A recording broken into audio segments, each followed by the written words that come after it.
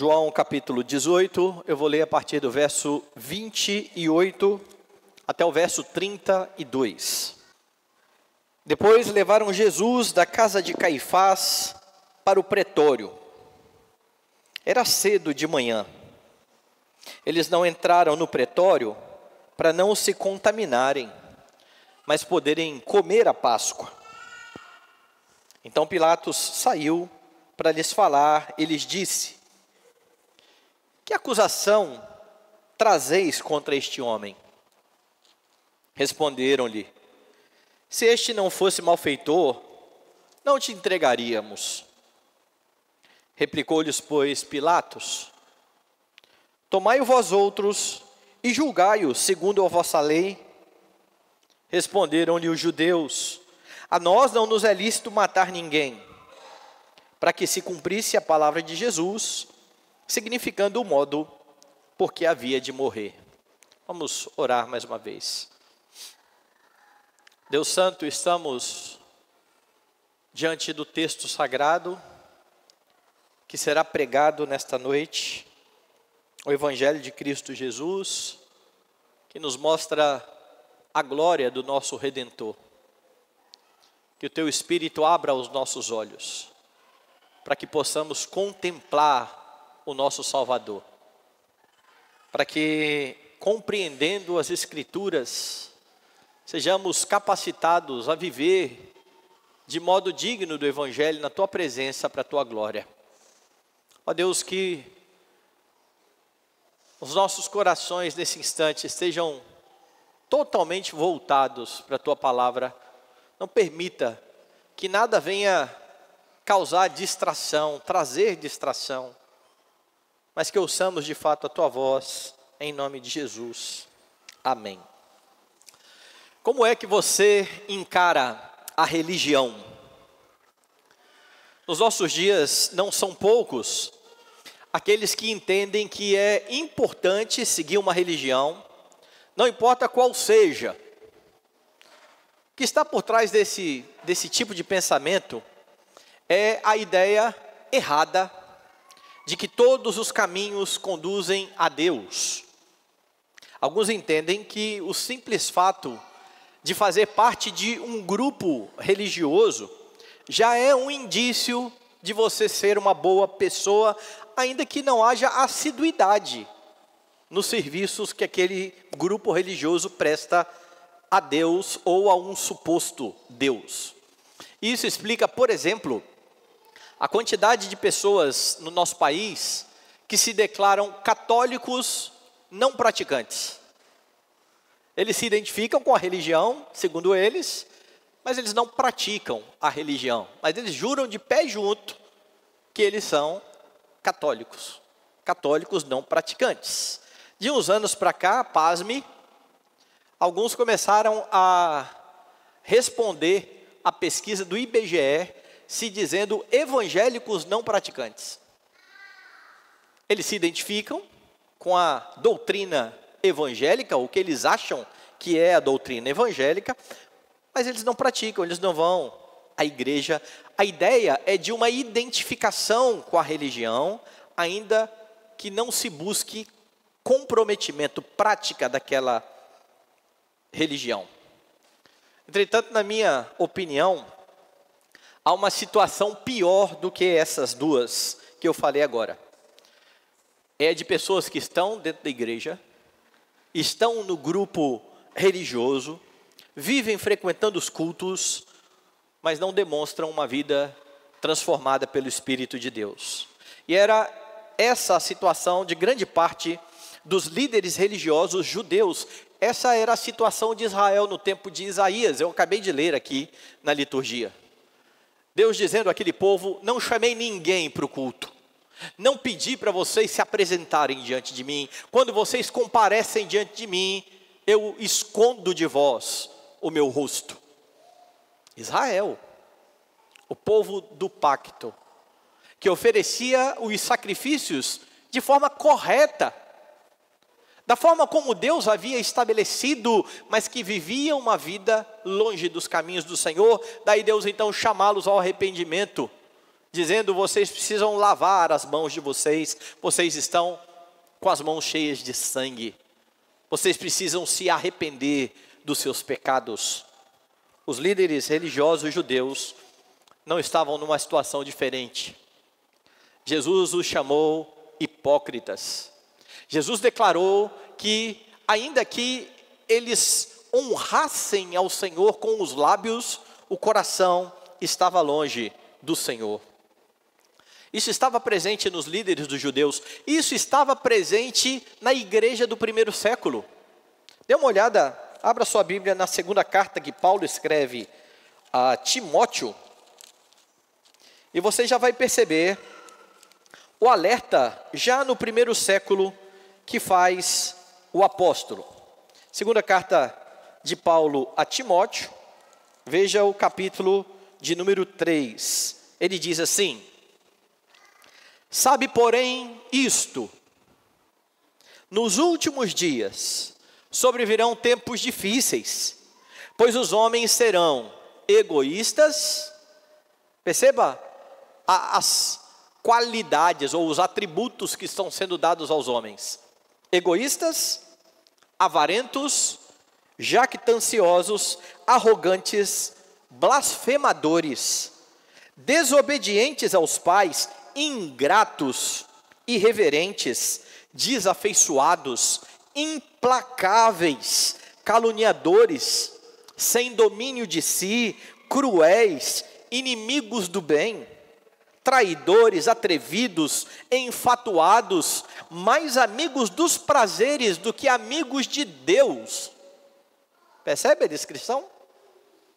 Verifique agora o versículo seguinte: tendo forma de piedade, negando-lhe, entretanto, o poder, foge também destes. Mesmo os homens, sendo desta maneira, eles teriam uma aparência de piedade. Eles pareceriam crentes, ao mesmo tempo que com o seu modo de vida, eles negavam o poder da piedade nas suas vidas. Paulo então diz: fuja desse tipo de gente, Timóteo. Vá na epístola seguinte, carta de Paulo a Tito, capítulo 1, também a igreja do primeiro século.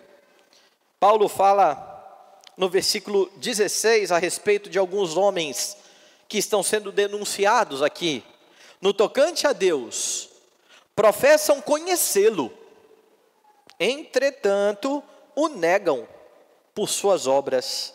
É por isso que são abomináveis, desobedientes e reprovados para toda boa obra.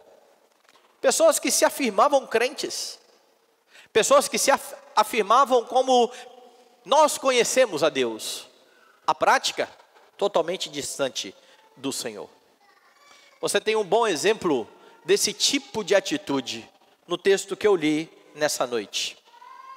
Lembre aqui que o contexto mostra que Jesus está sendo interrogado. Ele foi interrogado por Anás e ele foi interrogado por Caifás.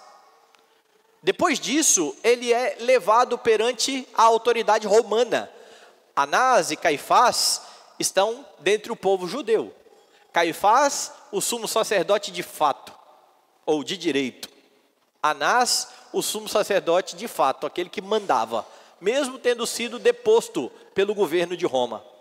E agora, depois do julgamento perante essas autoridades dos judeus, leva-se Jesus a Pilatos. A narrativa é um alerta para que você fuja da religião hipócrita.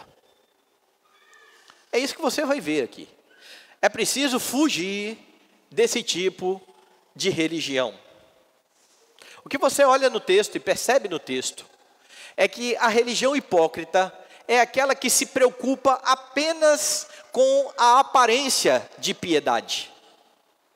Veja que interessante, João não registra, como eu disse, o interrogatório que acontece perante Caifás.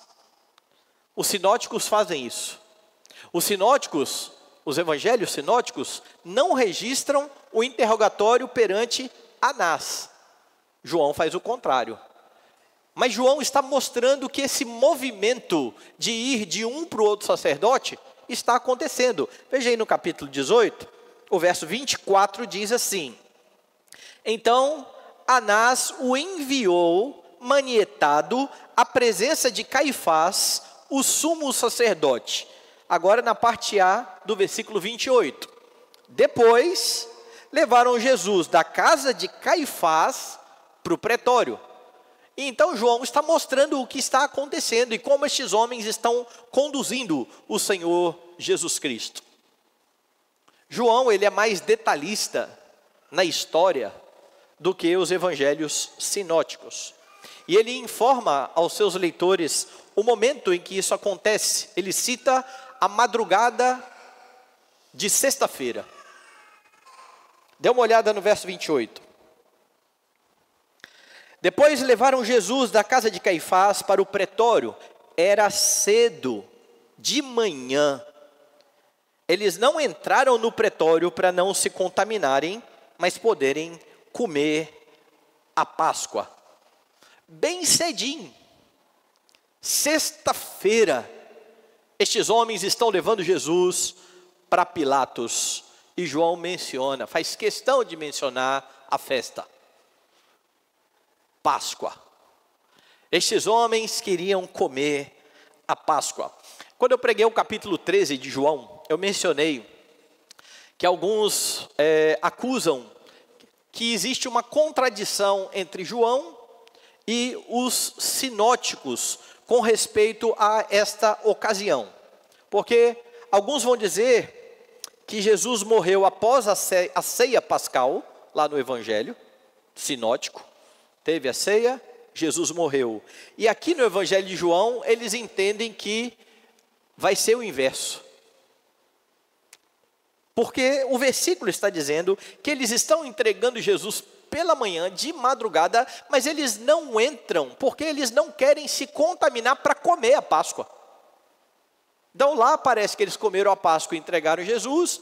Aqui parece que eles estão entregando Jesus, porque agora eles querem também participar da festa de Páscoa. Eu quero só relembrar aqui que há duas boas formas de se entender o que houve aqui nos evangelhos, ainda que você não bata o martelo dizendo, não, eu prefiro essa ou aquela, ambas resolvem a questão e a linguagem que está sendo usada por João. A primeira posição vai dizer que o termo Páscoa que aparece aqui se refere não à refeição pascal, mas aos 7 dias da festa. Por que eles pensam isso? Abra sua Bíblia aí em Ezequiel, capítulo 45. Lá no verso 21, você percebe que todo o período da festa está sendo chamada de Páscoa. Diz assim: no primeiro mês, no dia 14 do mês, tereis a Páscoa, festa de 7 dias, pão asmo se comerá. E então aqui você tem toda a festa sendo tratada por Páscoa, já em Ezequiel. Porque se você olhar na lei, você tem duas festas distintas sendo estabelecidas pelo Senhor. A festa dos pães asmos, a festa da Páscoa. Com o passar do tempo, eles começaram a chamar tudo de Páscoa. E então, quem defende essa posição diz, aparece esse nome aqui, eles querem comer a Páscoa, porque eles estão se referindo a todo o período da festa. Conforme Lucas 22, vai dizer, ou vai usar também esse termo. Veja lá, Lucas, capítulo 22, verso 1. Estava próxima a festa dos pães asmos, chamada Páscoa. Então Lucas usa esse tipo de linguagem, à semelhança do que você tem em Ezequiel. Mas há uma outra posição. A outra posição entende que os membros do Sinédrio estavam tão envolvidos com o plano pecaminoso de condenar Jesus, que eles simplesmente não tiveram tempo de comer a ceia pascal. Lembra que enquanto Jesus está comendo a refeição com os discípulos, nós vimos isso, é o momento em que ele estabelece a ceia, que ele molha o pedaço de pão, que ele dá a Judas, e Judas então sai para trair a Jesus. Muitos estão celebrando a Páscoa, mas estes homens, eles estão o tempo todo pensando e maquinando em como eles iam matar Jesus. Eles precisam receber Judas, eles vão com Judas depois até o jardim. Eles simplesmente não tiveram tempo para comer a ceia. Na noite de quinta-feira, tudo isso havia ocorrido. Eles estavam lá presentes na prisão de Jesus. Isso os impede de comer na hora correta, mas eles ainda querem comer a Páscoa. E então na sexta eles levam Jesus pela manhã e não querem se contaminar. Eles precisam comer a Páscoa. Dito isso, volte a sua atenção ao ponto importante aqui do texto. João diz que esses homens estão entregando Jesus, eles não entram no pretório para não se contaminar, porque eles pretendem comer a Páscoa. Lembre aí que no Antigo Testamento, Deus estabeleceu várias leis que determinavam quando é que alguém seria considerado impuro para estar na presença do Senhor. Quando se tocava em um morto, não poderia estar na presença do Senhor, a pessoa estaria impura. Quando a pessoa estivesse com lepra, ela estaria impura. Quando ela comesse algum tipo de animal impuro, ela se tornaria impuro. Então havia de fato leis que os judeus precisavam obedecer se eles quisessem adorar a Deus verdadeiramente. Se eles estivessem impuros, eles não poderiam participar da adoração. Então, em princípio, a preocupação desses homens parece boa, parece legítima. Se você não conhecesse a história, se você não estivesse sendo informado do que estes homens estão fazendo, do que estes homens estão tramando, você olharia para estes homens e diria: pessoas boas. Estes homens levam muito a sério a sua religião. Estes homens querem estar puros para estar na presença do seu Deus, porque estando impuros, não é possível participar da ordenança do Senhor. O problema é que a preocupação é apenas com a aparência externa. Estes homens que estão tão preocupados com o exterior, são hipócritas. Eles acabaram de submeter Jesus a um tribunal injusto.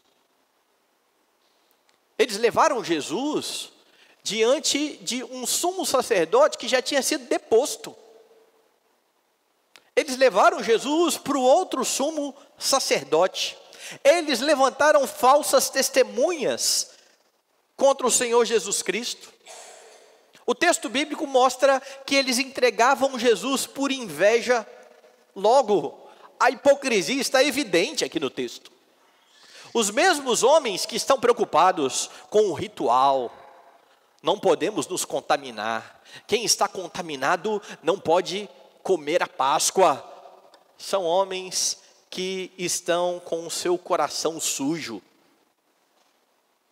Eram homens moralmente culpáveis. São os mesmos que perguntaram a Jesus: por que os seus discípulos comem sem lavar as mãos? E que já ouviram lá atrás Jesus dizer: não é o que entra pela boca que contamina o homem, é o que sai da boca, porque procede do coração. Do coração procedem maus desígnios. E você percebe aqui os maus desígnios destes homens. Veja lá em Mateus capítulo 15. O texto bíblico diz literalmente o seguinte, versos 10 e 11. Jesus disse: e tendo convocado a multidão, lhes disse: ouvi e entendei, não é o que entra pela boca o que contamina o homem, mas o que sai da boca, isso sim contamina o homem. Vá para o versículo 15. Então lhes disse Pedro: explica-nos a parábola. Quando os homens perguntaram do lavar as mãos, Jesus simplesmente falou: não é o que entra que contamina, é o que sai. Pedro: não entendemos. Dá para o senhor explicar? Então Jesus passa a explicar. Jesus, porém, disse: também vós não entendeis ainda? Não compreendeis que tudo o que entra na boca desce para o ventre e depois é lançado em lugar escuso? Mas o que sai da boca vem do coração, e é isso que contamina o homem, porque do coração procedem maus desígnios, homicídios, adultérios, prostituição, furtos, falsos testemunhos, blasfêmias. Era tudo que esses homens estavam fazendo. Eles vão e serão acusados de homicídio. Eles estão entregando Jesus à morte. Eles eram blasfemos. Eles levantaram falsos testemunhos. Verso 20: são estas as coisas que contaminam o homem, mas comer sem lavar as mãos não contamina. É claro que Jesus não estava falando de bactérias. Estes homens eram terríveis, mas eles estão preocupados com a sua aparência de piedade, em se mostrar diante das pessoas como pessoas respeitáveis. Os versos 29 e 30 escancaram a imoralidade desses homens. Vejam lá. Então Pilatos saiu para lhes falar e lhes disse: que acusação trazeis contra este homem? Responderam-lhe: se este não fosse malfeitor, não te entregaríamos. Perceba, Pilatos estava na sua casa, os judeus não quiseram entrar ali no pretório, porque eles não queriam se contaminar. Pilatos tem que sair para encontrar os judeus. Possivelmente ele não estava de bom humor, principalmente porque ele não era a favor dos judeus. Ele não gostava dos judeus. E então ele faz uma pergunta importante. Acertadamente, ele pergunta: qual a acusação? Por que vocês querem que este homem seja condenado? Lembre, ele está recebendo estes homens do lado de fora. Estes homens estão preocupados de se tornar impuros. Mas em vez de objetivamente fazer uma acusação formal, a única coisa que estes homens tratam de fazer é pressionar Pilatos. Se esse homem não fosse malfeitor, não teríamos entregado. Eles não responderam nada. Cadê a acusação? Qual é a acusação? O que eles estão dizendo aqui, em outras palavras, é: Pilatos, você sabe que nós somos um tribunal respeitável. Se nós estamos dizendo que esse homem é malfeitor, é porque ele é malfeitor. Faça o seu trabalho, cumpra o seu dever. Mas não há acusação. Eles não levantam acusação contra Cristo. E de novo eu lembro, Pilatos não gostava dos judeus. Mas fica evidente, não só aqui, como no restante da narrativa, que ele não quer desagradar os judeus, porque ele teme que as autoridades dos judeus usem a sua influência para acusá-lo diante do imperador. Quer ver? Vai lá no capítulo 19 e veja o verso 12.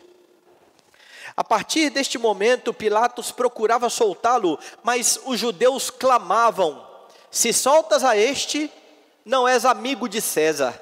Todo aquele que se faz rei é contra César. Está vendo a pressão? Pilatos vai entender que não tem problema algum com Jesus. E os judeus então vão dar a cartada. Quer dizer então que você é contra o imperador, Pilatos? A insinuação deles aqui é qual? Nós faremos saber ao imperador que você está defendendo alguém que é contra o imperador. Este homem está dizendo que é rei. Se ele diz que ele é rei, ele é contra César. E você quer ser amigo deste homem? Ser amigo deste homem é ser contra César. De novo, não há acusação. O que há? Pressão. O que você percebe aqui é manipulação destes homens.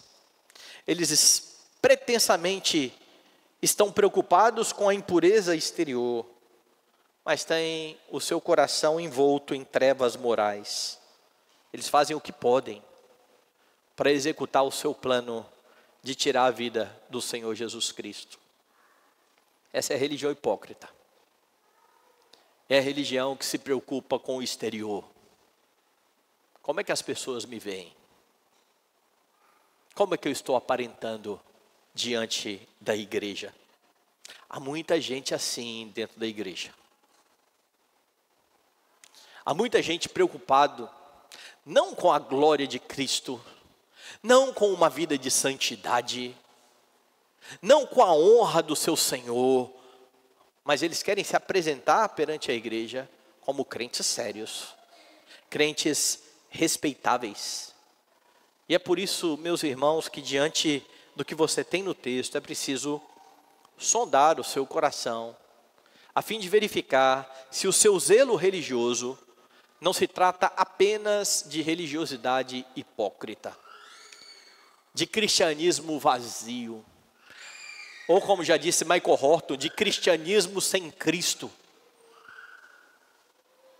Porque o cristianismo vazio, hipócrita, sem Cristo, ele é tão falso e tão inútil quanto qualquer outra religião. É preciso verificar o coração.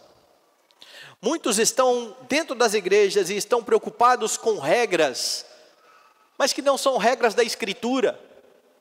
Você não encontra esses mandamentos na Bíblia, mas eles querem controlar as pessoas por meio destas regras. Julgam os irmãos que não se adequam às suas regras, aos seus ritos. Julgam as pessoas que não são crentes como eles, da forma deles. Condenam os seus irmãos que não têm práticas como as deles, como se fossem crentes de segunda categoria, como se fossem menos crentes. Ao mesmo tempo que eles fazem isso na igreja, aqui eu sou um crente respeitável, vá lá na empresa dele. Quer seja ele o chefe, quer seja ele um funcionário. É um mau chefe. É um péssimo funcionário. É alguém que só nega imposto. É alguém que não tem escrúpulo de passar os outros para trás. São pessoas que começam a fazer dívidas que sabem que não vão conseguir pagar, que não vão conseguir honrar. São pessoas que aparentemente estão dando tudo para Deus, estão dando seus dízimos e ofertas, mas eles só negam porque não é aquilo que eles ganham. Eles ganham mais do que aquilo que eles dão como dízimo. Mas o importante é que meu nome está ali, na lista, como um dizimista fiel. Isso é hipocrisia. Isso faz parte da religião hipócrita. Eu quero ficar bem com a igreja, e então eu entrego os meus dízimos, mas eu não entrego o valor correspondente ao que eu ganho. Eu quero ficar bem com as pessoas, mas eu não abro mão do meu dinheiro, é meu. Eu não confio no Senhor que me sustenta. Essa é religião hipócrita. Pessoas que vivem passando outros para trás. Maridos que não amam as suas esposas como Cristo amou a igreja. Não cuidam delas de forma bíblica. Esposas que não respeitam os seus maridos, pais que negligenciam a criação dos seus filhos, filhos que são desobedientes aos pais, mas chega na igreja, crentes perfeitos. Isso é religião hipócrita. Essa é a religião parecida com a dos fariseus.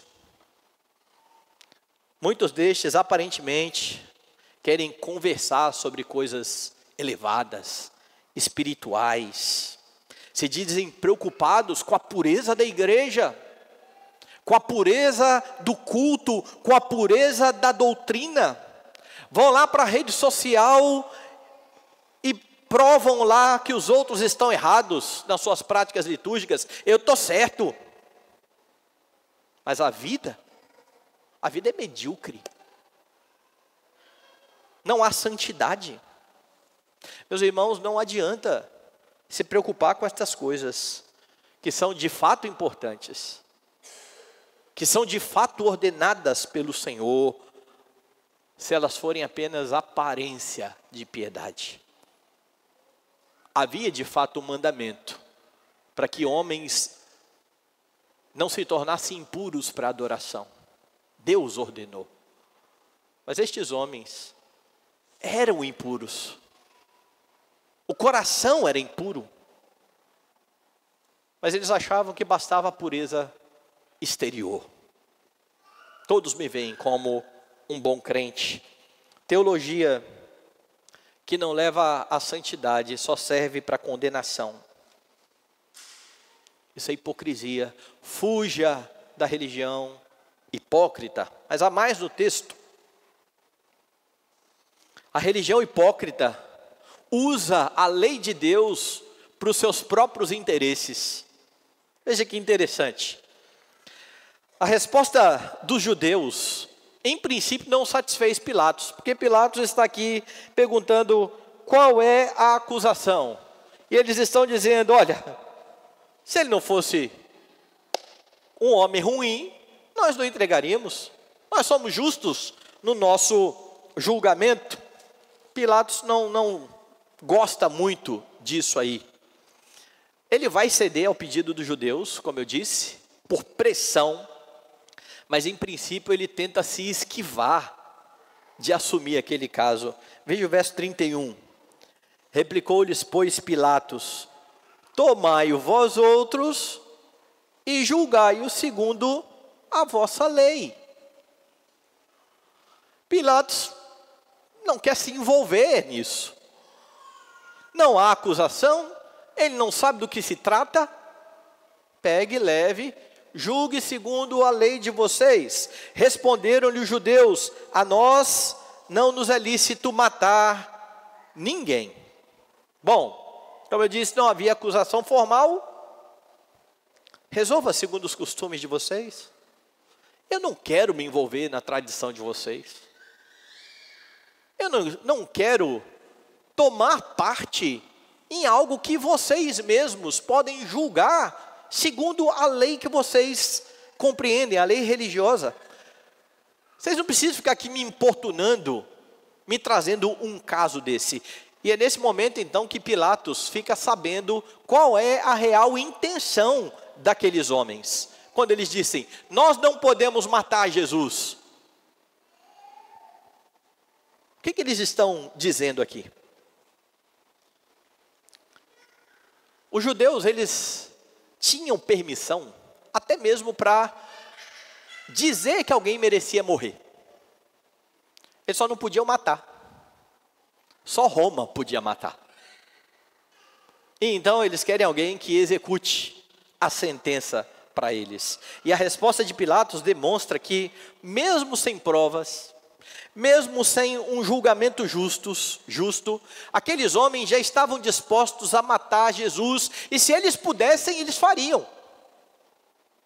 Eles só não fizeram porque não era permitido.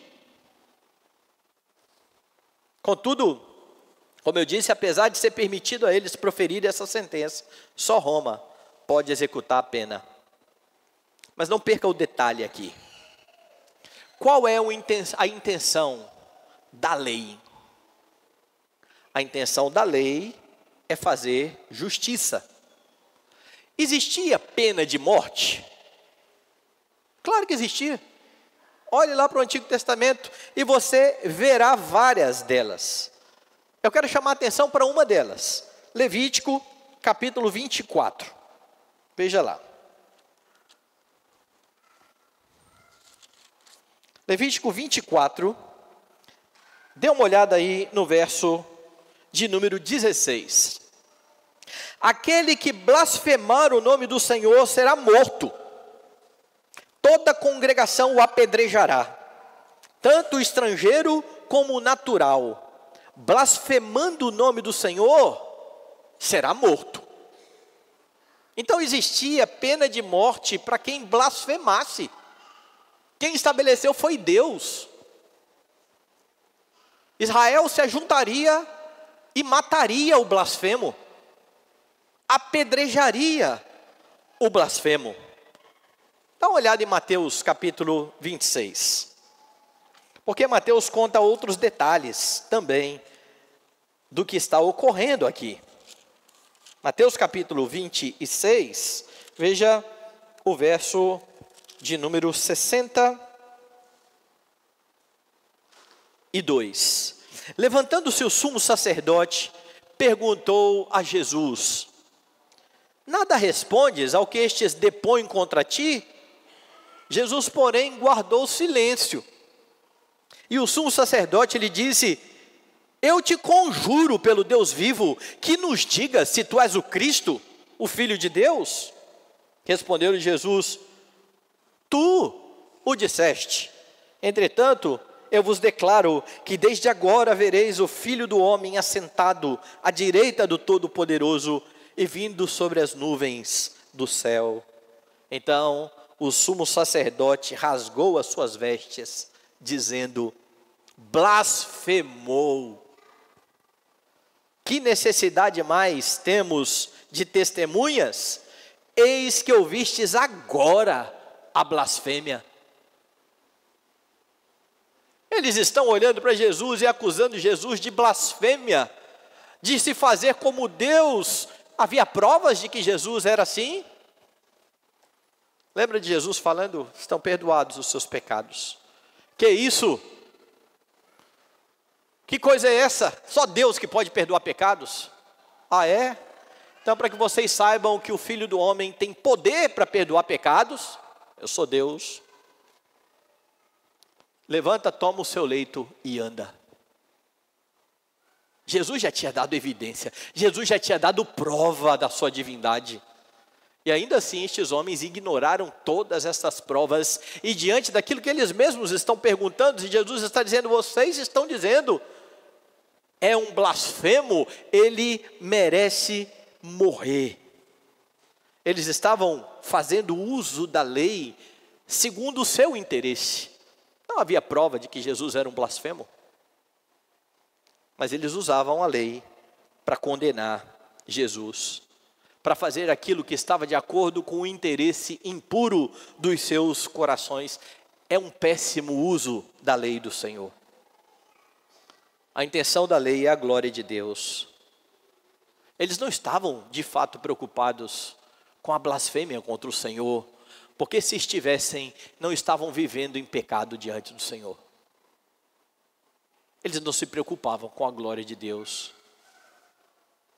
Eles querem matar alguém de quem eles têm inveja. É um pretexto.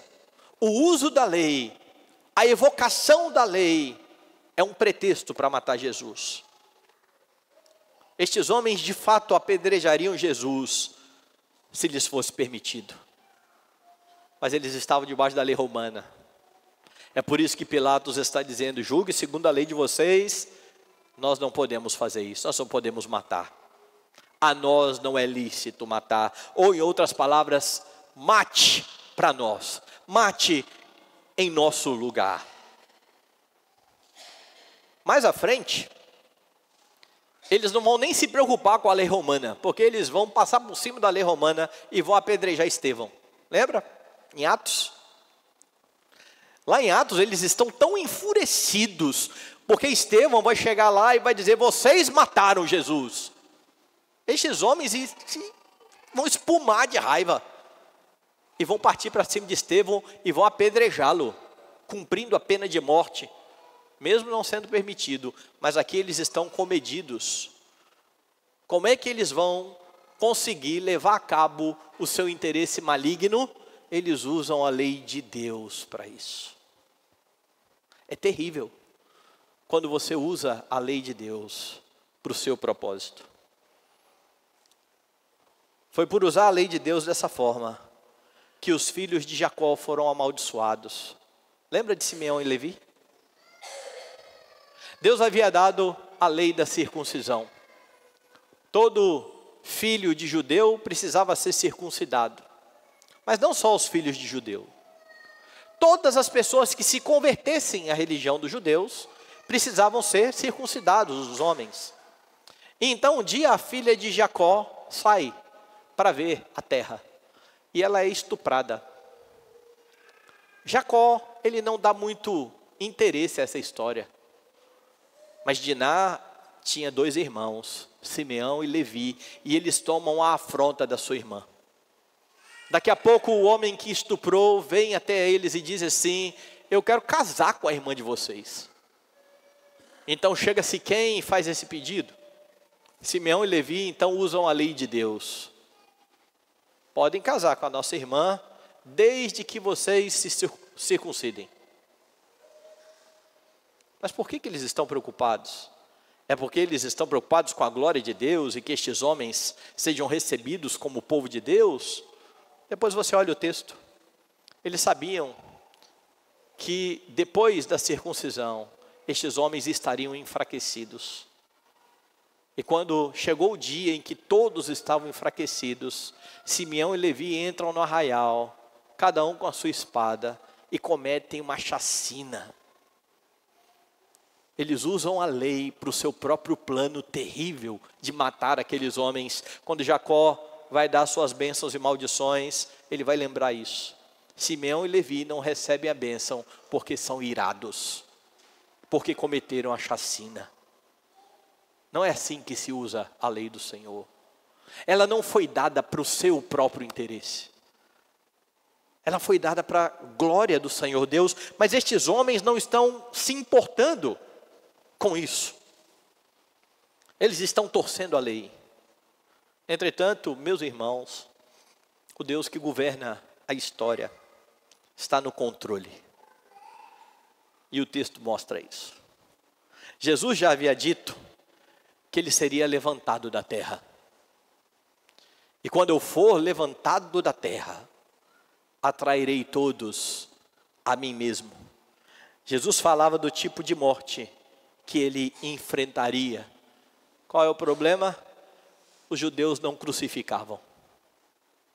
Tivesse Jesus sofrido a pena de morte por parte dos judeus, a morte de Jesus seria por apedrejamento. Roma crucificava.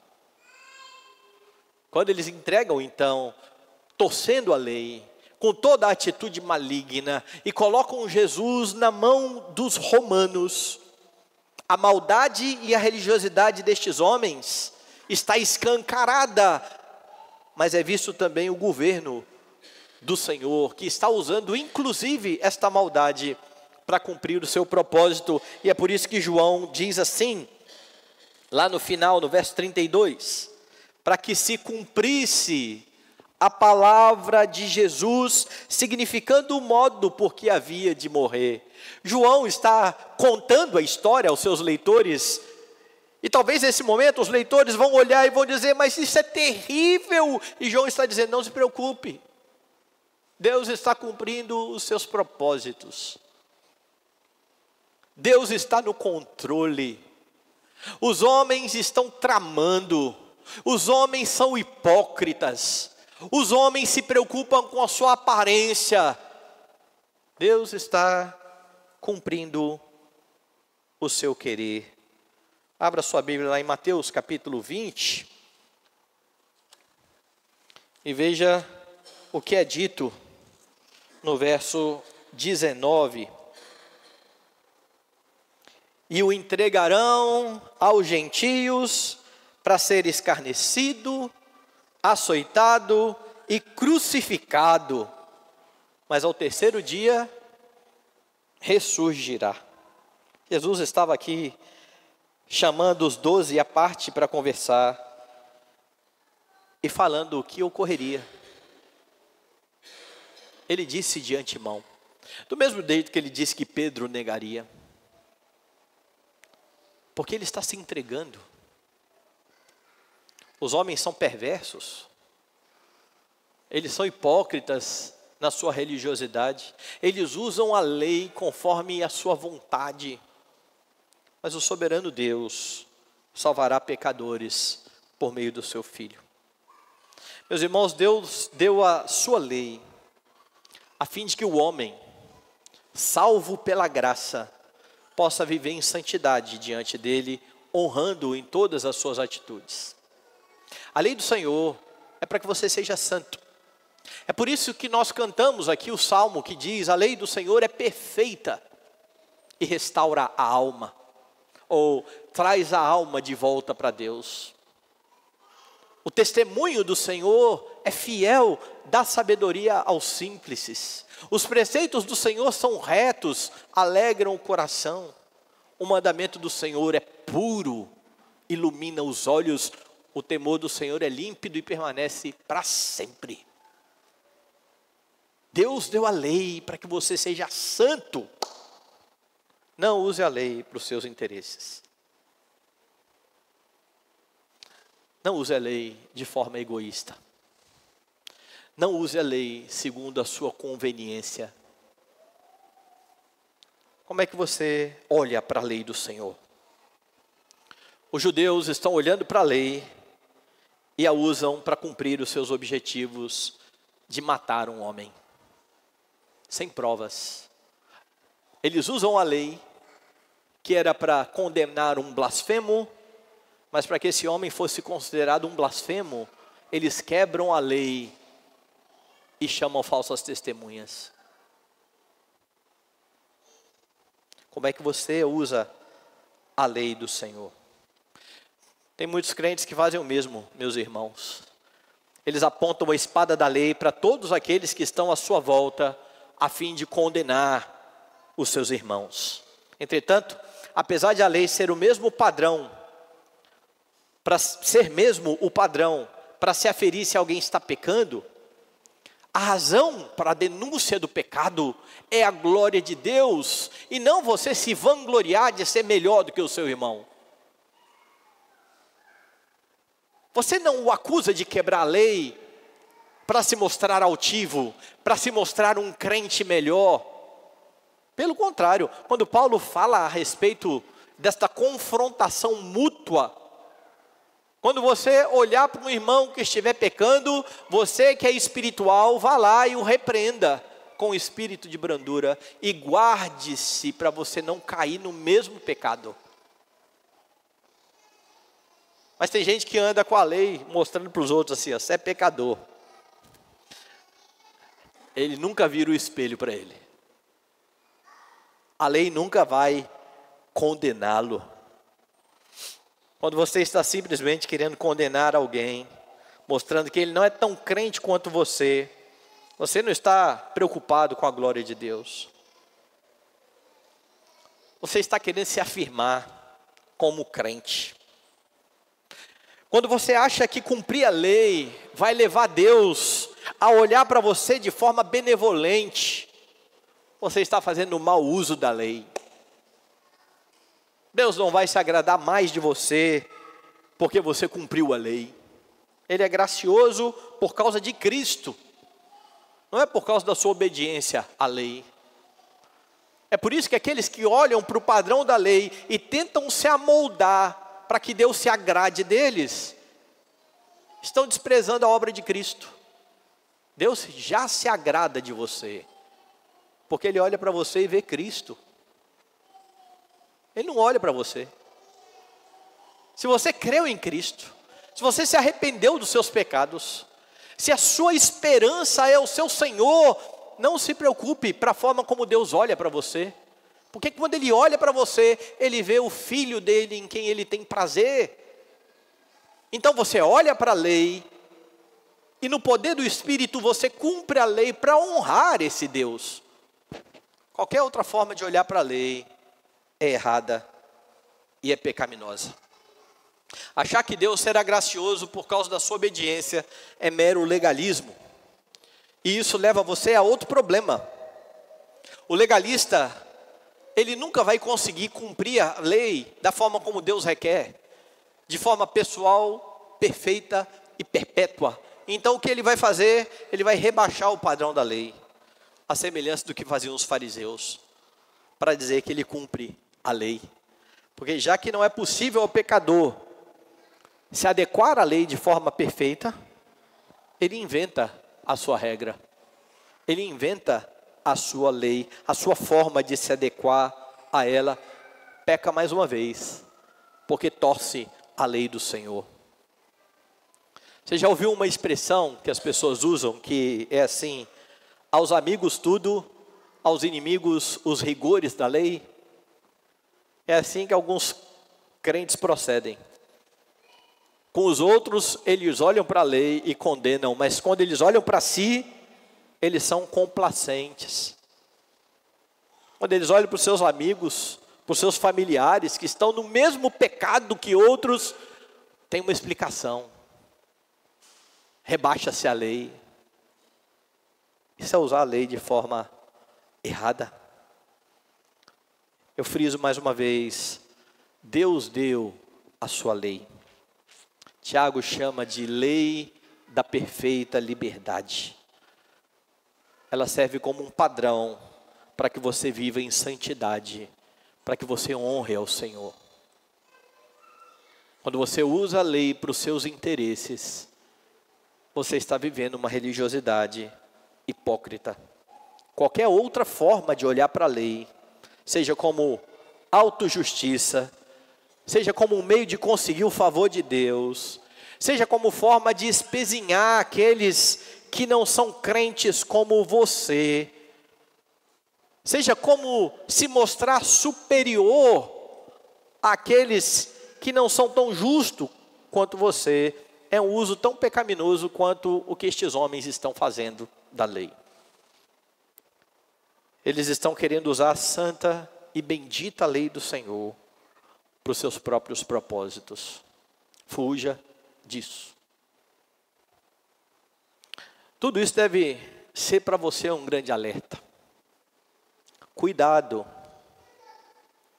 Fuja da religiosidade hipócrita. A religião hipócrita se preocupa apenas com a aparência de piedade. A religião hipócrita usa a lei para o seu próprio interesse.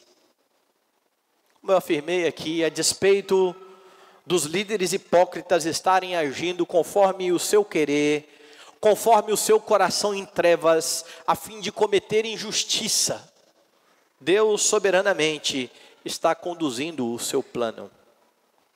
Jesus será levantado naquela cruz maldita, como ele disse que seria. Jesus, aquele que viveu de forma verdadeiramente piedosa. A sua vida era pautada pela obediência à lei, não para os seus interesses, mas para a honra do seu Pai. Quando ele morre, não por ter culpa, mas por ter assumido os pecados do seu povo, ele habilita todos aqueles que nele creem, pelo Espírito Santo, a se relacionar com a lei de Deus de forma correta. Você precisa amar a lei do Senhor. Você precisa cumpri-la. O objetivo? Amar a Deus, servir ao próximo. É daí que vai fruir a sua vida de santidade. É dessa maneira que você mostra que vive uma religião verdadeira, dando bom testemunho, vivendo como cidadão do reino dos céus. Dessa forma, você não vai ter aparência externa de piedade. Você será verdadeiramente santo, porque a cada dia você será mais parecido com o Senhor Jesus Cristo. É dessa forma que você vive a verdadeira religião, morrendo para si, vivendo para Deus. Fuja da religiosidade hipócrita.